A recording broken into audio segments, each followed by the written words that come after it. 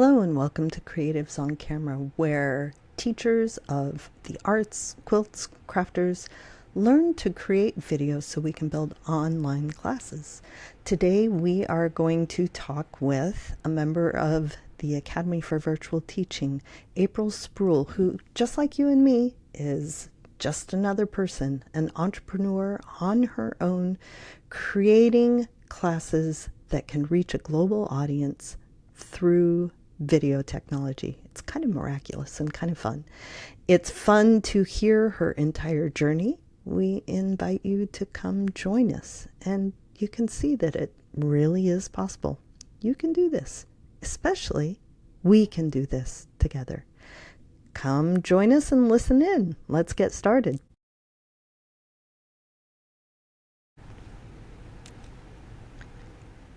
Hello and welcome back to Creatives on Camera. We are here today with April Sproule, who I am so happy to introduce you to.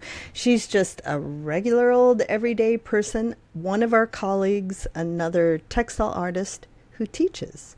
And we're going to chat a little bit about her journey into this business, how it fits into her lives, all the parts that she's willing to share. So April, welcome. Why don't you introduce yourself? Tell us a little bit about you. Hello, everyone. I'm April Sproule, and I live in Northern California.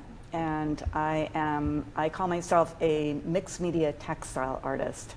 I made art quilts for years, and then during COVID, I kind of transitioned into doing the mixed media textile art only. And it's been a wonderful change.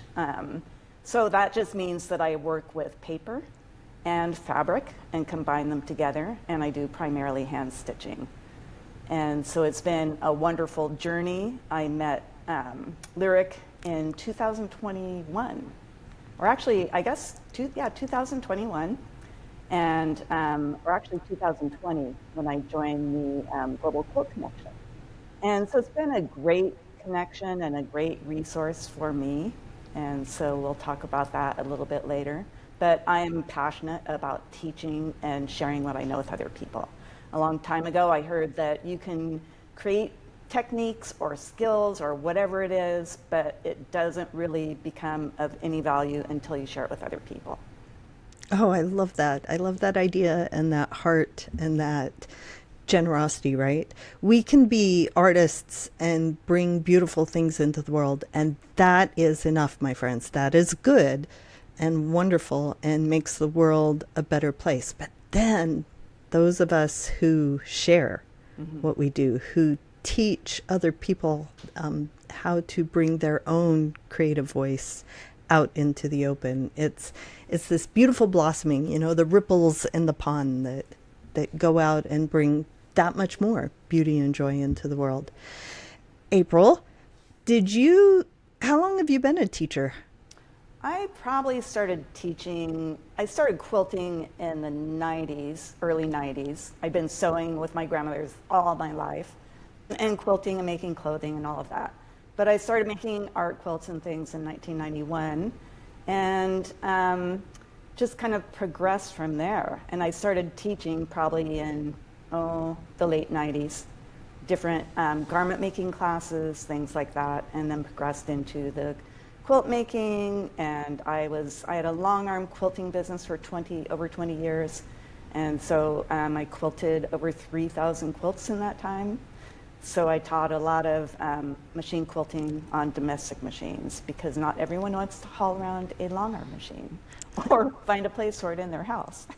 Right, that's a lot of thread. That's a Yeah. lot of stitching. Where did you mostly teach during those times? Places like for different guilds within California. I've never wanted to travel and teach, because I take a lot of stuff with me. I have a lot of samples and different things that I pack to take along. And I just couldn't envision doing that. And I also did a lot of hand painting on textiles, so I developed a line of stencils just for painting on fabric.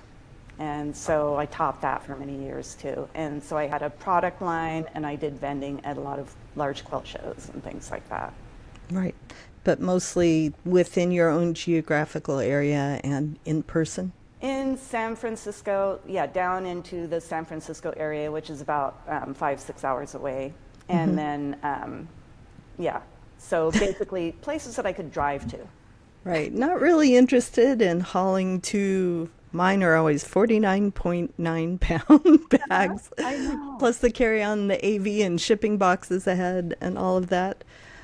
Just, I can't imagine why. I still love flying, but anytime I get a chance to fly without teaching and without hauling the whole world with me, it's a lot Well, more fun. yes, and when I did vending at shows, I would take my husband's truck with a canopy on the back, twin cab in the front, and I would have it packed so full that you couldn't fit a pencil in that truck anywhere. And I did it all by myself, for probably 15, 20 years. And with COVID, it was a blessing. I just stopped. Take a break. Yeah. Take a break. Yep. When did you first start teaching online? Well, actually, I started taking classes in video production at our local college in 2005 and Interesting. learned a tremendous deal, but it was much more complex. So it was quite intimidating. And we didn't have the cell phones back there. We had huge, big cameras and did a lot of formal interviews and that sort of thing. It was very, very involved. So it was not something that was easy for me to get into, And so but it was something I always wanted to do, was to be able to teach online.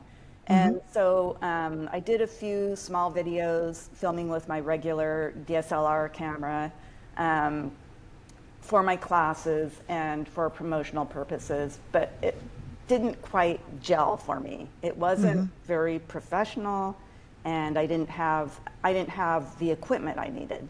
Mostly my computer, that was a big hang up. And so as things progressed and we all experienced the beginning of COVID, that's when I started teaching online and Right. delving into that. And that's when I discovered you. And did you start with live Zoom or pre-recorded on demand, or did they build at the same time? No, I'm still only doing live on Zoom. Excellent. And so that going through your course, I signed up for the Global Quilt Connection first. I did a couple of sampler platters. I started building up my email list, and that helped a lot. That was one of the most beneficial things, was doing the sampler platters as far as getting people engaged and finding more people. Right. And so I kind of went from there into doing my first class in 2022, I think it was. And I taught Japanese boro stitching. So that's a hand stitching. I did it in 2 3-hour sessions.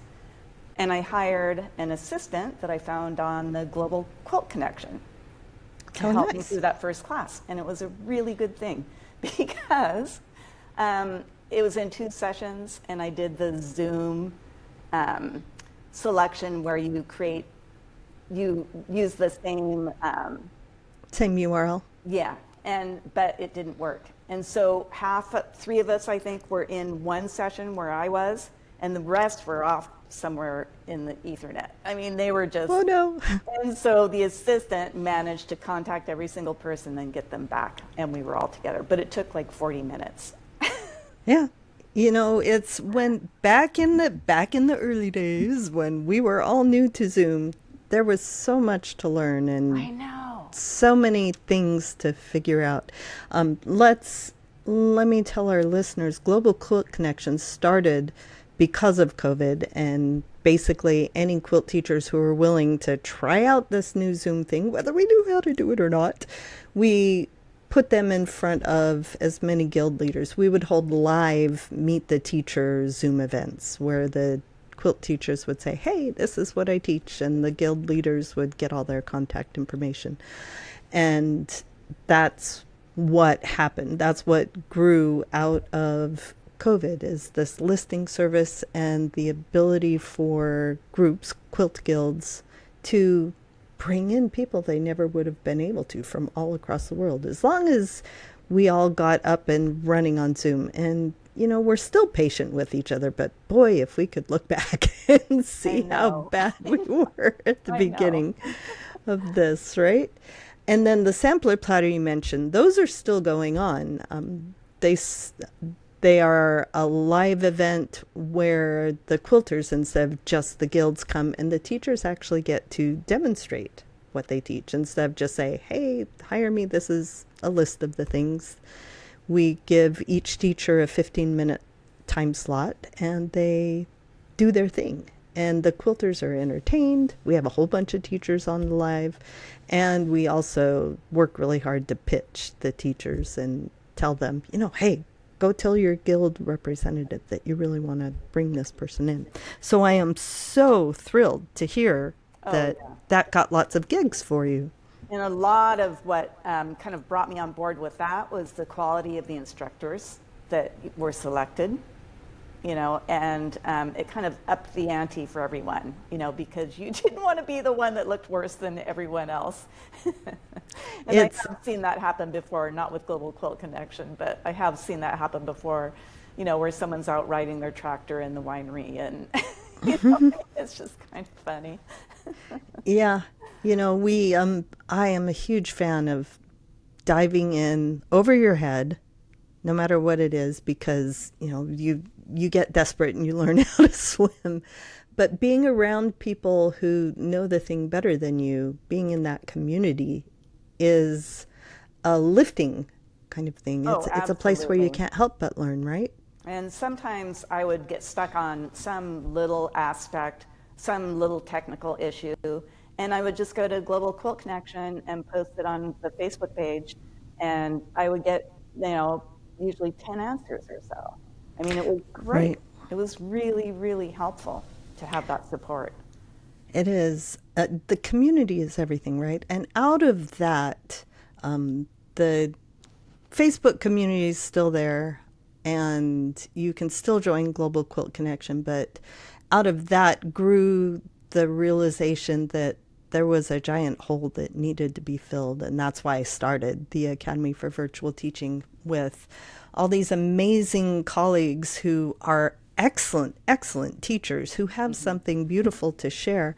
But boy, did we need a lot of tech help. so, so because, and again, I'm not an expert, but I'm willing to learn and I love the tech and I've done it enough that I'm like one step ahead of a lot of people.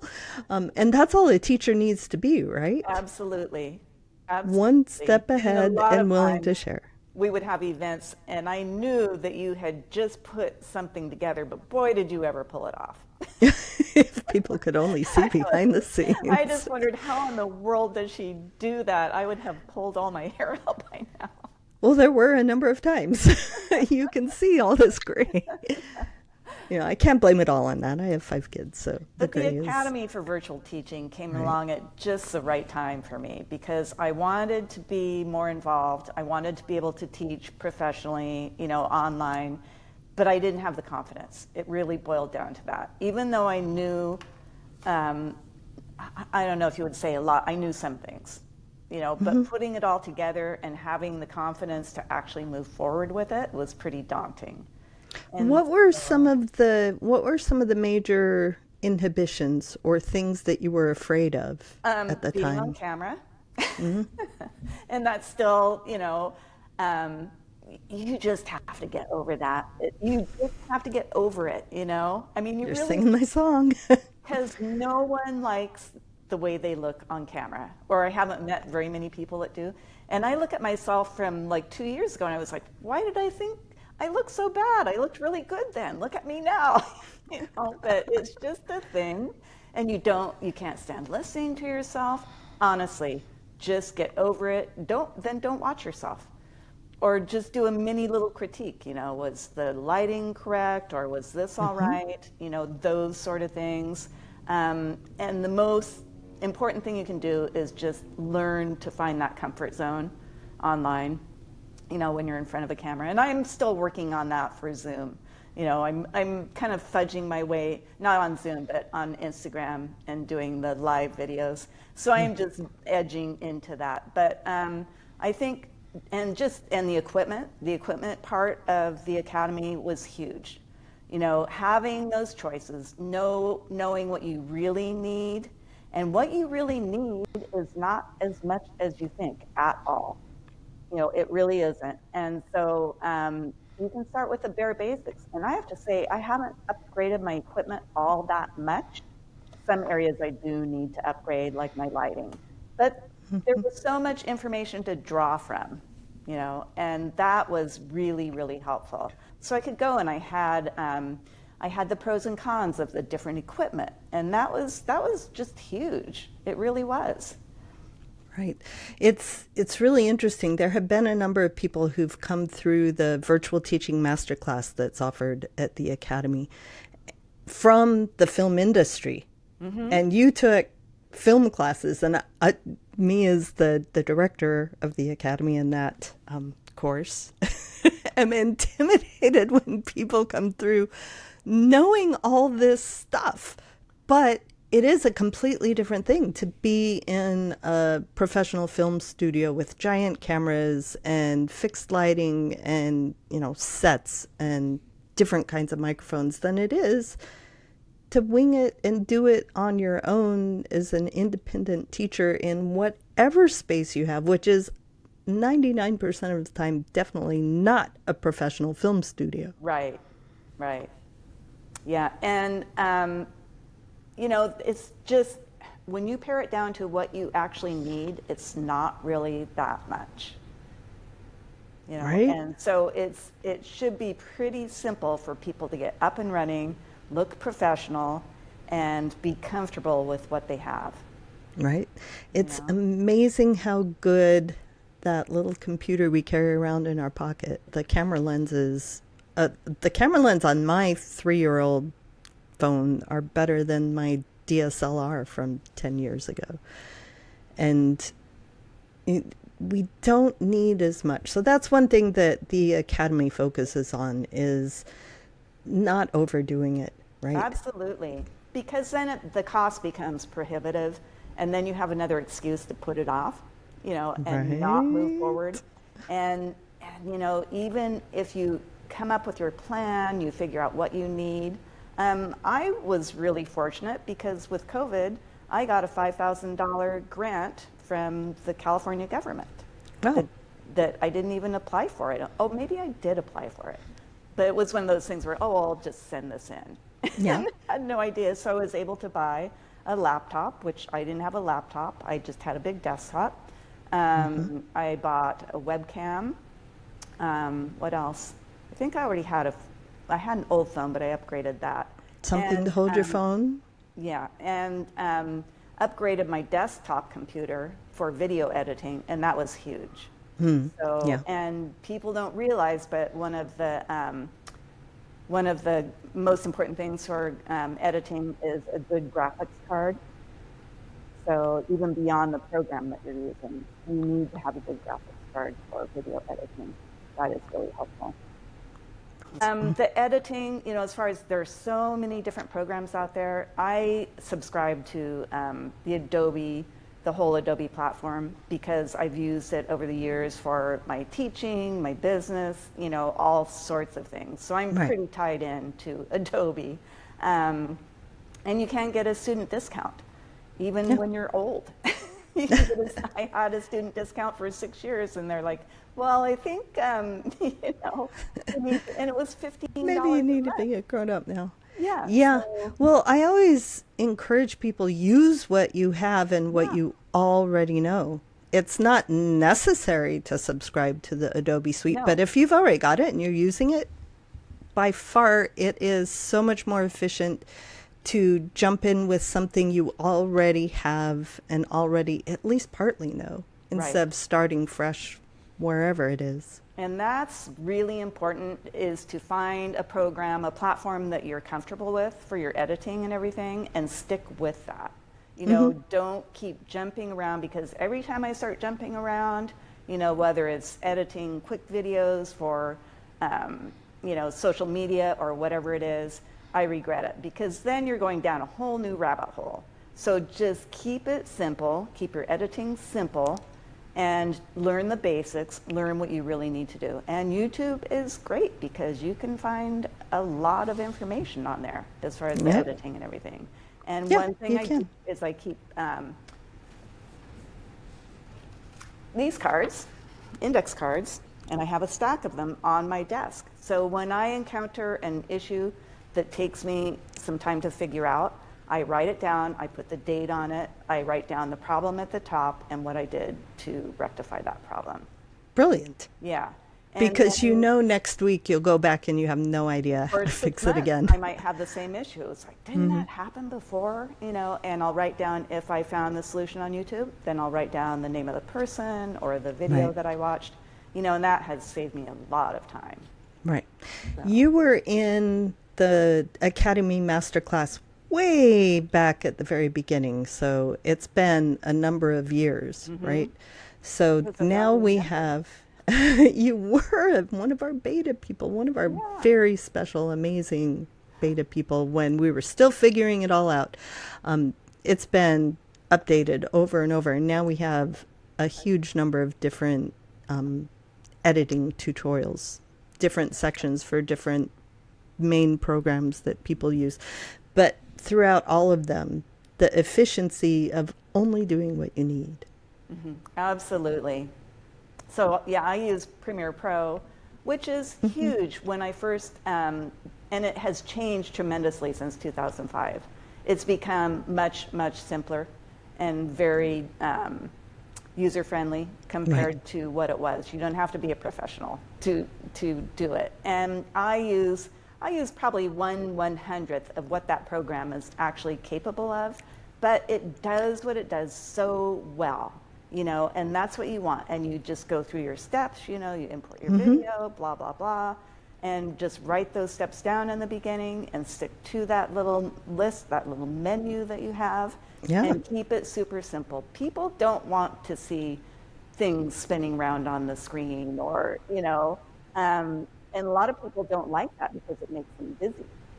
Right. You know? So find a workflow, Yeah. the process, find the things, the minimum things you need to do when you're editing, and just stick with them. It's the Absolutely. same when I'm editing a video. It's like chop, chop, and look at the sound gaps, squish them in, put this.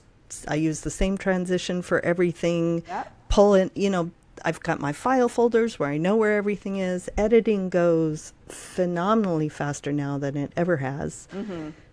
Mostly because I know the process, but also because we don't need all the fancy. You When don't. people come to us as creative makers to learn something, that's what they need. That's what they want. Yeah, and you can set up a list of other things, you know, other special techniques or whatever that you would like to learn, and just do one a month or whatever, you know, when you have nothing better to do. When April, Whatever that is. But tell me not when you're honestly, under- when is the last time you had nothing to do in your business? But not when you're under duress to get something Right. published right away. And I even use Premiere Pro for my Instagram videos Yeah. because Whatever's it's so easiest. simple. Yeah. Yeah, whatever's easiest. Yeah. So that's the video creation. Tell us what your equipment setup is. You said it's still very simple. Yes, and so I have I never thought this would be an issue, but I have windows around 3 sides of my studio. So I had a studio built behind my house, and I'm up on the 2nd floor, and it's I have lots of lighting, but the sun shifts, and so being in front of the window did not help because it would change every 15 minutes, and I never, you know, knew what time of the day I'd be recording. So that was an issue. So now I moved everything over to the middle of the room, less subject to that changing light, and I have Right. too many windows to cover. So that's not a solution. But I use my laptop. I have a bigger monitor, a second monitor that I set up, and that way I can see everyone large. I have a couple of ring lights that I use, and I use a webcam, a Logitech webcam. and a GoPro wireless mic. What holds, do you use an overhead camera? No, for Zoom, I have a, what brand is it? A Pivo 4K document camera for my overhead camera. Okay, And so you don't need to have a phone in a holder because you have a document camera. And I don't use a phone because I don't want that. I don't want that extra thing to deal with. Sure. And I tried different apps, and one would work for a while, and then it would kind of peter out. Wouldn't work. I'd have issues with the document camera. It's high resolution. It's big enough for what I need.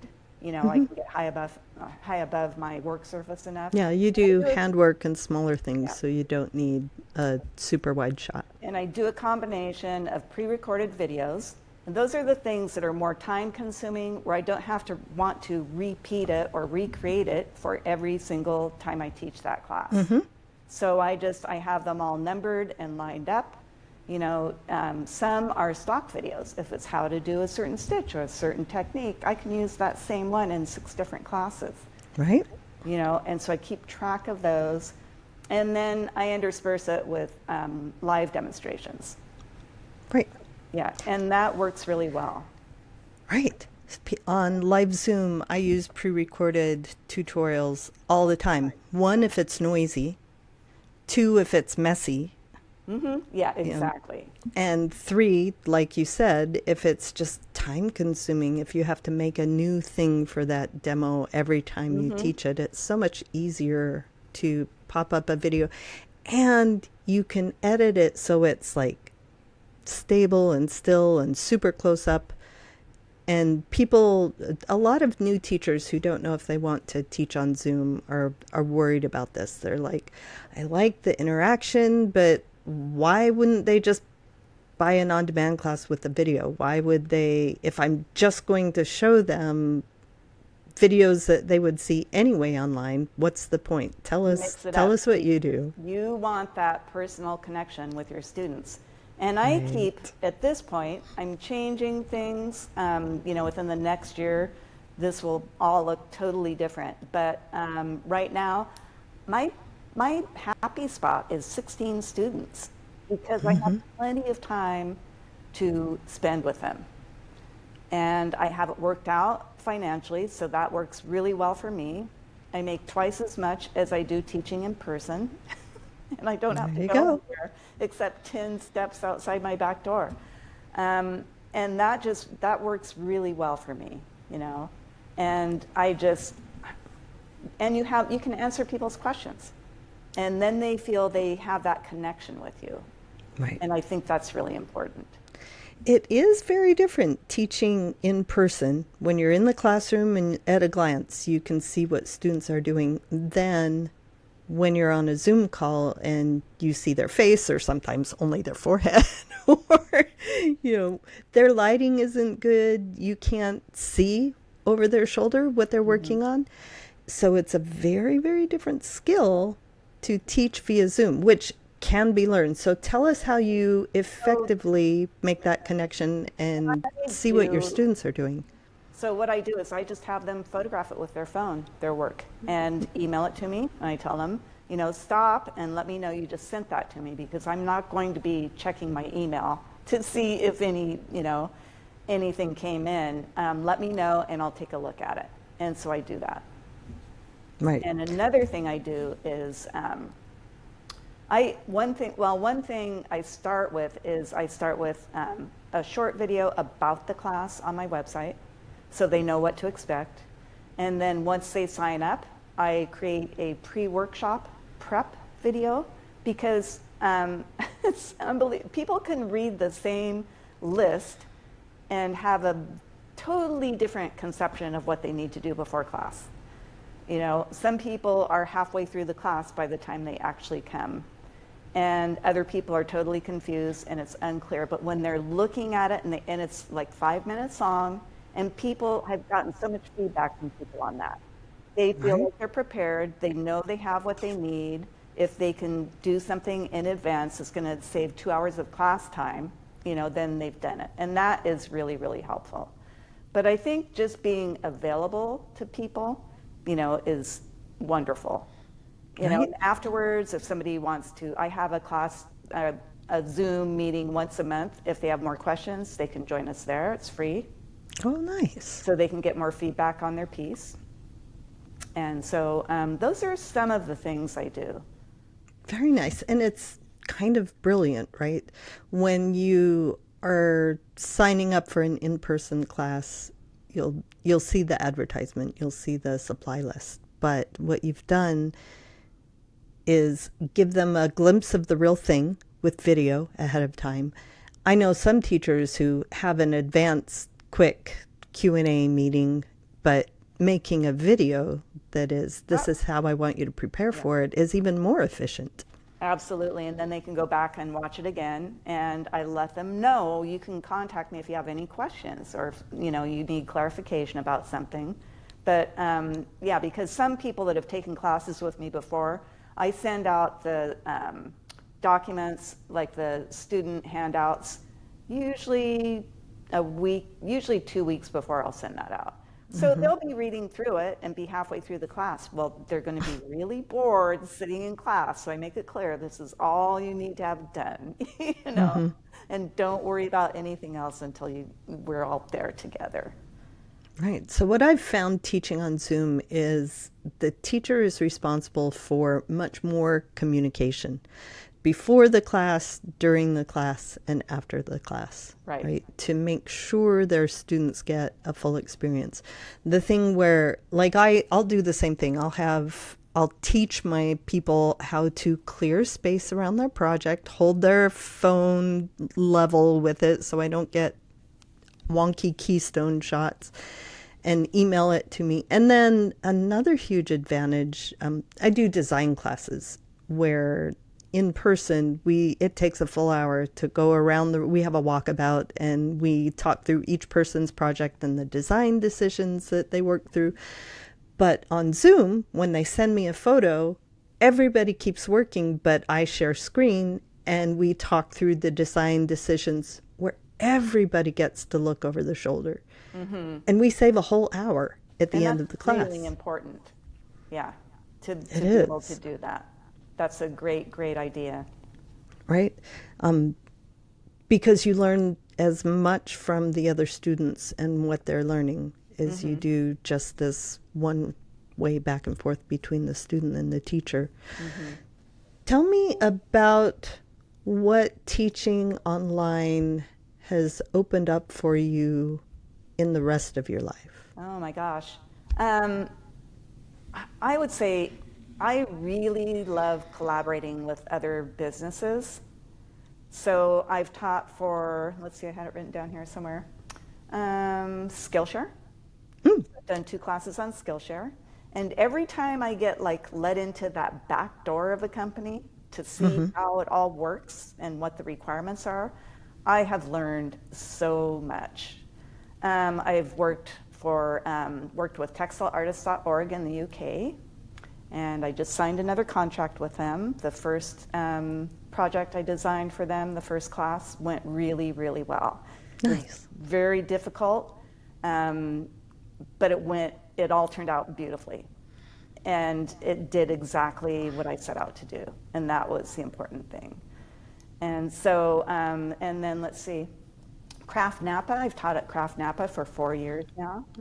Their online version of... First year was in person, and then I did the last 3 years online. And so I learned a lot from that. And that really opened up, and then of course the class in the UK opened me up to a worldwide audience, which I really, really love. And so now I have students, not that many, but from around the world. And I love working with people from other cultures and seeing their point of view and, what they do. To me, that's invaluable. I really enjoy that a lot. Now I have a best friend in Israel who started out as one of my students, and now we'll do private Zoom, meetings to catch up with one another. She calls me her sister from another country. Nice. It is such a beautiful thing to have this global network. There are art and textile and craft traditions all around the world that are all different, but also have so much in common. And creatives can make that connection no matter where we are in the form that our Right. creativity takes. And another big thing that the virtual teaching allows you to do is to create a business that's about you and your goals and custom tailor that to your needs. Whether you have young children at home and you can only teach when they're at school, or you have very limited time, or you have maybe an elder person that you're taking care of, it still is possible. And you can custom tailor it to how much time you want to devote to your business, and I really like that a lot. So that's been incredible. It is a huge thing to be able to find something that fits into whatever limitations we feel that we have around us. There are in, not only caretaking, but health issues or whatever else we want to think of, hearing or vision issues, you can still make it work. Here with this, I think it's such miraculous technology I that know. we're able to reach each other, right? I know. I know. It's amazing. And it doesn't have to be that complicated. It really doesn't. It's very, very doable. And you can overcomplicate it, but it's just not necessary. And you can have, to me, being able to do what I love and have a positive impact on others is the best possible thing. It fills the soul, doesn't it? Yeah. And you're supporting them. It's not about me. It's about me sharing what I've learned through a whole lot of research and trial and error and making a lot of mistakes, and that's how I learn. But then to be able to go and share what I've learned that works with other people and encourage them to find their own voice. They can copy what I do in the beginning, but it's about them finding, that voice, that type of creativity that really makes them happy Yeah, and makes them glow. That's what belongs it's to about. them. There's something amazing about helping somebody pull their creativity out. Let's talk a little bit about community and about not doing this on our own, because it is very much we're alone in our studio with a computer and we're making videos on our own, and it can feel isolating, which is why we build communities like the Global Quilt Connection or the Academy for Virtual Teaching, or why we teach in groups like at It's places like awesome. Skillshare or Craft Napa, right? Right.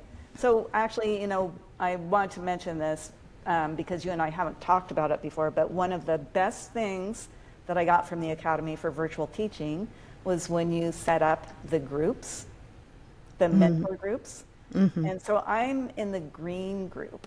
We never changed our name. I think he just gave us colors. We're like, okay, well, Yeah. let's just stick with that. Made it easy to find your space in the Yes. private membership platform and click. Yeah, and so there are 5 of us. We've been meeting for 3 years. And it has been, we meet once a month, and usually on like the first Tuesday of each month. And everybody else we're spread around the country. It's North Dakota, Illinois, North Carolina, Connecticut, and California. And they teach a lot of different things, but primarily quilting or quilting related, but it's all textile arts.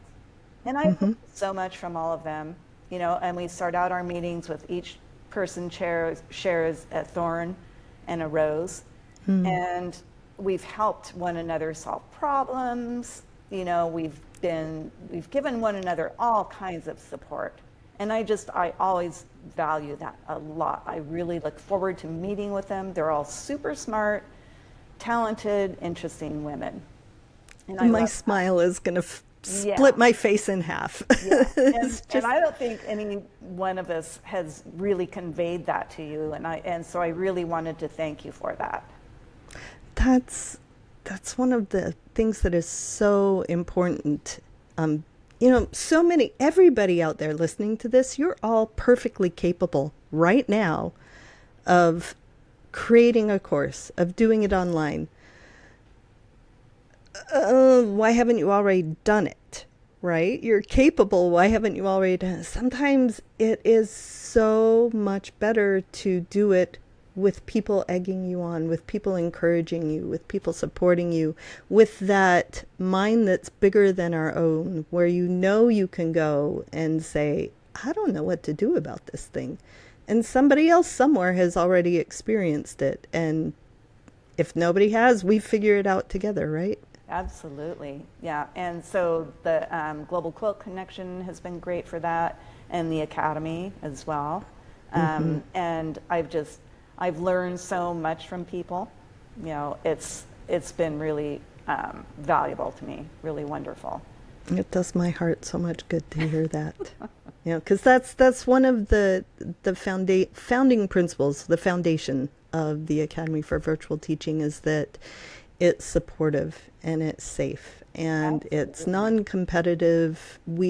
There's none of this, you can't promote yourself. Well, we want you to so we can help promote you, right? We want to promote everybody and lift everybody. And to hear that that's been successful for you. I mean, we've worked really hard there to keep it that way, and we believe so much that that's one of the core benefits And I of think that everything. sharing of information, and like you mentioned, it's never felt competitive to me. Like people wouldn't share information because, well, you might get that student or that job or whatever. You know, it's never been that, never.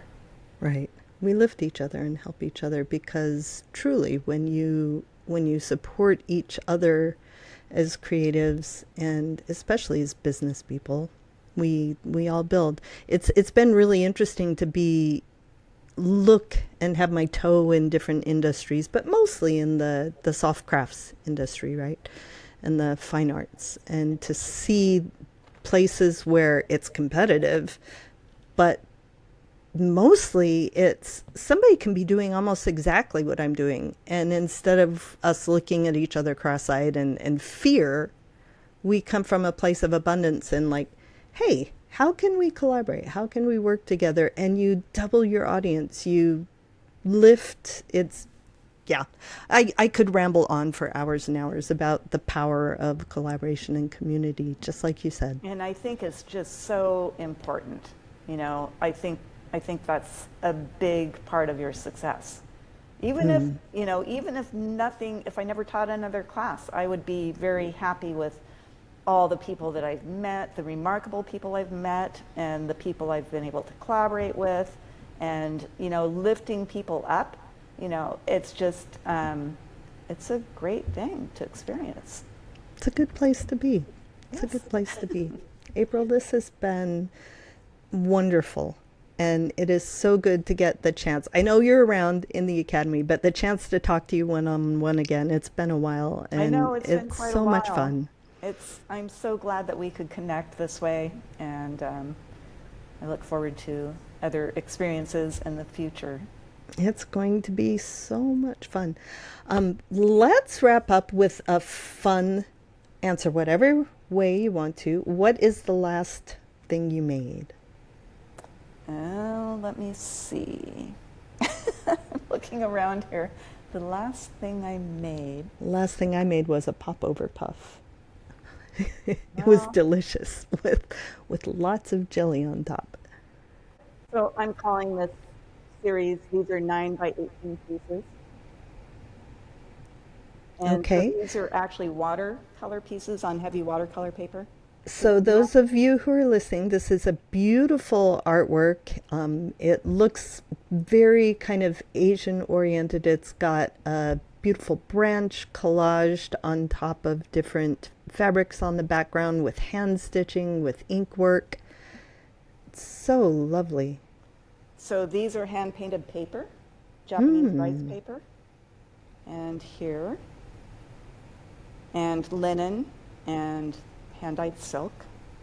A mix of fabric and paper. It's And beautiful. these- So the last thing you made is a beautiful mixed media piece of Yes. artwork. Yes, here's the back. Oh, and the back is beautiful too. People always want to see the backs. So Yeah, I am people in the constantly textile world. creating new work. I always have in between class samples and other things. I'm working on a big exhibit now, but I always have what I call in betweens. Nice. Always have something sitting there to work on. Perfect. Perfect. Nice. Well, April, it has been beautiful to catch up with you. Thank you so much for the time that you've shared with us. Oh, thank you for inviting me. All right. Take care, my friend. All right, goodbye. Hello, my friends. Did you know the Academy for Virtual Teaching has a free membership? We have discussions. We ask each other's questions. It's a beautiful, safe, supportive space. And once a month, we have a guest expert live via Zoom. Come talk to us. Anybody can join. And on July 8th, it's going to be April. So you can come ask her any questions. Chat back and forth. Let's share what's working. Let's figure out what's not and find some solutions. I invite you to join us. academyforvirtualteaching.com. Take care.